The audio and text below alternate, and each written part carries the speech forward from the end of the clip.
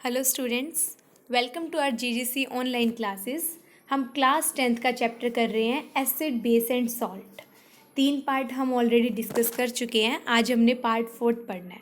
Part 4 में हमने क्या करना है, हमने लास्ट टाइम क्या किया था, हमने लास्ट टाइम किया था, हमने आपको कुछ होमवर्क दिया था ना कि जो अपने मेटल के कार्बोनेट हैं या मेटल के हाइड्रोजन कार्बोनेट हैं उनकी रिएक्शन की थी हमने एसिड के साथ, कि एसिड की रिएक्शन के साथ उनका क्या होता है। हमने देखा था कि जो मेटल के कार्बोनेट हैं या आपके मेटल के हाइड्रोजन कार्बोनेट हैं, जब हम उनको एसिड के साथ ट्रीट करवाते हैं तो एक तो हमारा सोल्ट बनता है, कार्बन डाइऑक्साइड बनती है और वाटर बनता है ना। तो मतलब कि ये तो फिक्स थे, कार्बन डाइऑक्साइड वाटर तो बनते ही बनते हैं। तो जो अपना सोल्ट बनता है वो हमें आइडेंटिफाई करना था कि कौन सा सोल्ट हमारा बनता है। ठीक है, तो क्या किया आपने, पहले कार्बन डाइऑक्साइड और वाटर को बाहर निकाल दिया और सोल्ट को बना दिया, मतलब जो भी पेंडिंग था। तो बहुत सारे बच्चों की फीडबैक आई है, काफ़ी अच्छा उन्होंने किया है। चलो देख लेते हैं हम इसके आंसर्स भी कि इसमें क्या क्या था। देखो, जब ये हाइड्रोजन कार्बोनेट और HCl है तो इसमें से आपने जब CO2 और वाटर को बाहर निकाल दिया तो यहाँ आपके पास क्या बचेगा, Na बचेगा और एक Cl बचेगा। ठीक है, क्या बचेगा आपके पास, एक Na और एक Cl। तो सोल्ट क्या बनेगा आपके पास यहाँ, NaCl। ये कैल्शियम कार्बोनेट है, ये HCl है, यहाँ से भी आपने CO2 बाहर निकाल दिया और वाटर बाहर निकाल दिया। तो क्या बनेगा, देखो यहाँ से अपना CO2 निकल गया और वाटर बाहर निकल गया। अब आप देख लेना इधर कि देखो वाटर बाहर निकालने के लिए हमें 2 हाइड्रोजन चाहिए है ना, लेकिन यहाँ तो कोई 2 हाइड्रोजन नहीं है। तो आपको उसके लिए यहाँ पे बैलेंसिंग भी करनी होगी, 2 लगाना होगा, तभी तो 2 हाइड्रोजन आप बाहर निकालोगे। फिर उसके अकॉर्डिंग यहाँ पर आप सोल्ट बना देना। आपका सोल्ट बनेगा ये कैल्शियम से और क्लोरीन से। तो क्या सोल्ट बनेगा, कैल्शियम क्लोराइड। तो यहाँ ना एक चीज़ गलत की थी, एक चीज़ क्या गलत की आप सबने, कैल्शियम क्लोराइड में क्या किया, देखो क्या लिख दिया आपने, कैल्शियम क्लोराइड को आपने लिख दिया CaCl। आपने सिर्फ वहाँ देखा Ca और Cl है, चलो CaCl बन गया, but this is not right. Calcium chloride का फॉर्मूला होता है, जैसे कैल्शियम है और क्लोराइड है तो कैल्शियम की वैलेंसी कितनी होती है 2, क्लोरीन की कितनी होती है 1। क्रॉस मल्टीप्लाई करो, क्या बनेगा CaCl2। तो हमने ये भी ध्यान रखना होता है कि जो हम फॉर्मूला बना रहे हैं क्या वो फॉर्मूला सही है या फिर गलत है।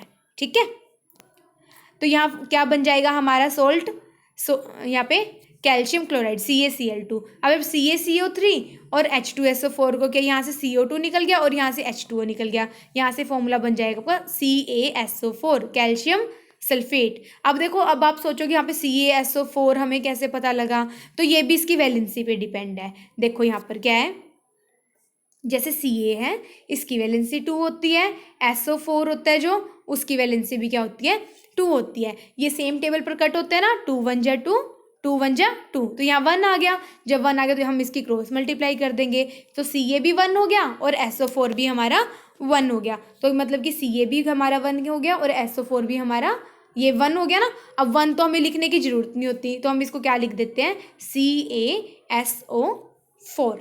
समझ आ गया आपको, ठीक है जी। तो ये हमारे हो चुके हैं। अब हम नेक्स्ट करते हैं आज का हमारा topic, how do acid and base react with each other, कि जो एसिड और बेस हैं वो आपस में कैसे रिएक्ट करते हैं, कि एसिड और बेस आपस में रिएक्ट करेंगे तो क्या होगा। अब देखो क्या होता है, जब भी हम अपने एसिड और बेस को रिएक्ट करते हैं तो हमेशा बनता है सोल्ट एंड वाटर। एसिड और बेस को रिएक्ट करके क्या बनेगा, सोल्ट प्लस वाटर बनेगा। एसिड और बेस को रिएक्ट करके सोल्ट और वाटर बना, तो इस रिएक्शन को बोलते हैं न्यूट्रलाइजेशन रिएक्शन। क्या बोलेंगे हम इसको, न्यूट्रलाइजेशन रिएक्शन। मतलब एसिड और बेस है वो एक दूसरे के इफेक्ट को खत्म कर देते हैं। फॉर एग्जाम्पल आप ले लो, जैसे कि मान लो आपके पास 5 है, 5 - 5, अब ये पॉजिटिव है ये नेगेटिव है, ये एक दूसरे के इफेक्ट को कैंसिल करके 0 कर देते हैं ना। सिमिलरली जो एसिड और बेस है वो एक दूसरे के इफेक्ट को नलीफाई कर देते हैं, खत्म कर देते हैं, और वो क्या बना देते हैं, सोल्ट एंड वाटर। इस रिएक्शन को हम क्या बोलते हैं, न्यूट्रलाइजेशन रिएक्शन।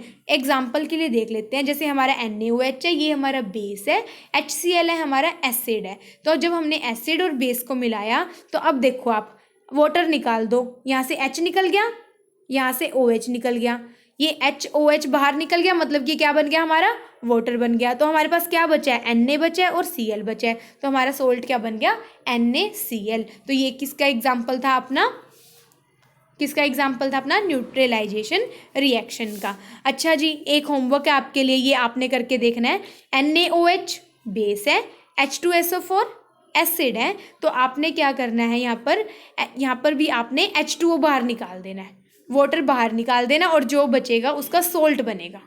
ठीक है, वो सोल्ट आपने यहाँ लिख देना है। थोड़ा सा दिमाग लगाना। देखो यहाँ मैंने आपके हिंट के लिए लिखा हुआ है सोडियम सल्फेट, क्योंकि यहाँ पे सोडियम है और यहाँ पे सल्फेट है, सोडियम सल्फेट बनेगा।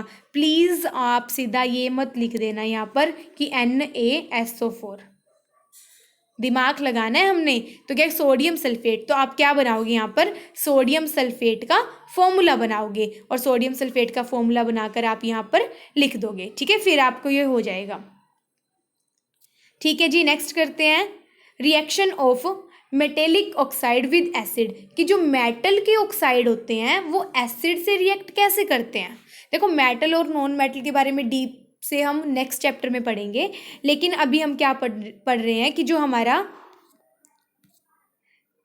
जो हमारा मेटेलिक ऑक्साइड है, ठीक है, मेटेलिक ऑक्साइड है, वो एसिड के साथ रिएक्ट कैसे करता है। तो हमने करवा के देखा, मेटेलिक ऑक्साइड मतलब मेटल के ऑक्साइड। जब हमने मेटल के ऑक्साइड को एसिड के साथ ट्रीट करवाया तब हमारा क्या बना, सोल्ट एंड वाटर। लेकिन अभी हमने क्या पढ़ा था पीछे, हमने तो पढ़ा था कि भाई जब एसिड और बेस को ट्रीट करवाते हैं तब क्या बनता है, सोल्ट और वाटर बनता है। लेकिन हमें यहाँ क्या देखने को मिल रहा है कि जब मेटल के ऑक्साइड है उसको एसिड के साथ ट्रीट करेंगे तब भी क्या बन रहा है, सोल्ट एंड वाटर। इसका मतलब कि मेटल ऑक्साइड का नेचर कैसा होगा, बेसिक होगा। मेटल ऑक्साइड का नेचर कैसा होगा, मतलब आपका बेसिक होगा। तो मेटल ऑक्साइड बेस हो गया, ये एसिड हो गया, बेस और एसिड को ट्रीट करवाएंगे तो क्या बनेगा, हमारा सोल्ट एंड वाटर बनेगा। एग्जाम्पल देख लेते हैं, जैसे मेटल, मैग्नीशियम एक मेटल है, ऑक्सीजन के साथ उसकी रिएक्शन करवा दी तो वो हमारा क्या बन गया, मेटलिक ऑक्साइड, मतलब कि मैग्नीशियम ऑक्साइड बन गया। अब मैग्नीशियम ऑक्साइड है, इसको हमने अपने एसिड के साथ ट्रीट करवाया तो यहाँ से आप वाटर बाहर निकाल देना, और तो आपका क्या बन जाएगा, ये MgCl2 मतलब मैग्नीशियम क्लोराइड बनेगा। उसका फॉर्मूला आप वैलेंसी के अकॉर्डिंग कैलकुलेट कर लोगे। चलो अब आपके लिए इसमें भी होमवर्क है कि CuO ये अपना मेटल ऑक्साइड है, ये अपना HCl है, इसके साथ ट्रीट करवा के वाटर को बाहर निकाल के और आपने सोल्ट को यहाँ लिखना है कि कौन सा सोल्ट बनेगा। ठीक है, नेक्स्ट है आपका reaction of non metallic oxide with base. ये तो था मेटल के ऑक्साइड को एसिड के साथ ट्रीट करवाते हैं। अब अगर हम नॉन मेटल के ऑक्साइड को किसके साथ ट्रीट करवाते हैं, बेस के साथ, तो हमें क्या देखने को मिलता है कि जो नॉन मेटल के ऑक्साइड है जब हम उसको बेस के साथ ट्रीट करवा रहे हैं तो हमें क्या मिलता है, सोल्ट एंड वाटर। यहाँ से क्या देखने को मिल रहा है, देखो एसिड और बेस मिलके सोल्ट एंड वाटर बनाते हैं। अब ये नॉन मेटल के ऑक्साइड मिलके बना रहे हैं, इसका मतलब नॉन मेटल के ऑक्साइड क्या होंगे हमारे नेचर में, एसिड। क्योंकि देखो बेस को जब एसिड के साथ ट्रीट करवाएंगे तभी तो सोल्ट एंड वाटर बनेगा। तो नॉन मेटल के ऑक्साइड क्या हुए हमारे यहाँ से, एसिडिक हो गए। ठीक है, एग्जाम्पल देख लेते हैं, जैसे कि ये अपना नॉन मेटल का ऑक्साइड है, क्योंकि कार्बन अपना नॉन मेटल होता है, उसको ऑक्सीजन के साथ ट्रीट करवा दिया, ये नॉन मेटल का ऑक्साइड है। ये अपना बेसिक है नेचर में, कैल्शियम हाइड्रोक्साइड। तो अब इसको इसके साथ ट्रीट करवाया तो आपने क्या किया, यहाँ से वाटर बाहर निकाल दिया। ठीक है, आप देख लेना, यहाँ से कैलकुलेट करना कि O भी कितने हैं, 2 हैं। यहाँ से देखना ये O भी 2 है, हाइड्रोजन भी 2 है। तो आप अपना मैथमेटिक्स लगा के कि हाँ यहाँ से 2 हाइड्रोजन गए, यहाँ से 1 ऑक्सीजन गया। जब आप सोल्ट कैलकुलेट, एक बार खुद से कैलकुलेट करना, ठीक है, सोल्ट, उसके बाद आपको ज़्यादा क्लियर होगा। तो यहाँ से जो सोल्ट बनेगा आपका वो क्या बनेगा, कैल्शियम कार्बोनेट। देखो बच्चे, जो आप पिछले किया था ना अपने कि सोल्ट कैसे बनता है, ये वाली चीज़ें निकाल दी, और कुछ भी नहीं है, आपने वाटर निकाल देना और जो बच जाएगा ना सिर्फ आपने वो लिखना है, कैल्शियम कार्बोनेट। तो जो कैल्शियम कार्बोनेट होता है वो नेचर में वाइट होता है। ठीक है, उसका कलर कैसा होता है, वाइट होता है। तो आपने मतलब कि एक ना CO2 गैस के लिए एक टेस्ट होता है, उसमें क्या होता है, जो अपने ये कैल्शियम हाइड्रोक्साइड है इसका कॉमन नेम होता है लाइम वाटर। क्या नाम होता है उसका, लाइम वाटर। देखो यहाँ लिखा भी है, ये लाइम वाटर होता है इसका कॉमन नेम। कि जब भी हम कार्बन डाइऑक्साइड को लाइम वाटर में से पास आउट करवाते हैं तो क्या होता है, जो वो लाइम वाटर है वो मिल्की कलर का हो जाता है। मिल्की कलर का वो क्यों होता है, क्योंकि वहाँ पर क्या बनता है, अपना कैल्शियम कार्बोनेट बनता है, और कैल्शियम कार्बोनेट का कलर कैसा होता है, वाइट कलर होता है। तो वाइट वाइट सा बन जाएगा ना पानी, तो वो उसको क्या बोल देते हैं हम, वो मिल्की कलर का हो गया। ठीक है, तो ये रिएक्शन आप एक बार खुद से करके देखना, डाउट हो तो डाउट जरूर पूछना।